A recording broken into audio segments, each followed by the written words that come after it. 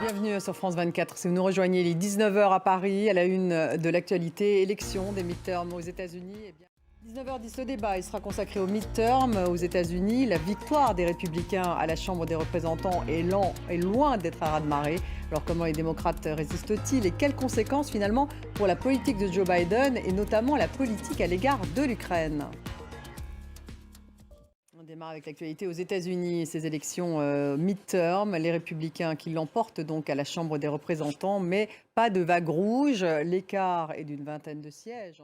En Pennsylvanie, c'est d'ailleurs le démocrate John Fetterman qui a gagné face au républicain Mehmet Oz, justement à la sénatoriale. Et en Géorgie, je vous le disais, il y aura donc un second tour qui sera déterminant. Donald Trump a affirmé faire une annonce mardi prochain. Il pourrait annoncer sa candidature à la présidentielle de 2024. Le gouverneur républicain réélu en Floride, Ron DeSantis, pourrait être un rival. Cécile Gaucho. La guerre en Ukraine avec cette annonce du ministre russe de la Défense qui ordonne le retrait des forces russes de la rive droite du fleuve Dniepr dans la région de Kherson. La vaste contre-offensive ukrainienne se poursuit autour de la ville de Kherson. Et attention à grimper d'un cran entre la France et l'Italie autour de l'Ocean Viking.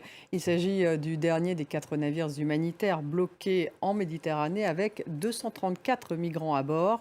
Paris a dénoncé le refus inacceptable, je cite, de Rome de les laisser accoster.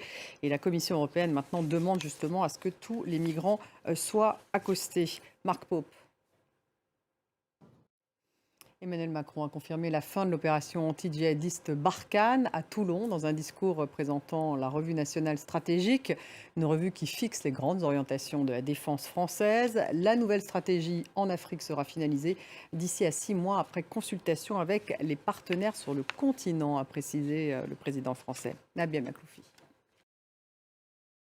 Pour terminer, ces images de la route du Rhum, 138 marins qui se sont lancés au large de Saint-Malo à l'assaut de l'Atlantique pour une traversée, vous le savez.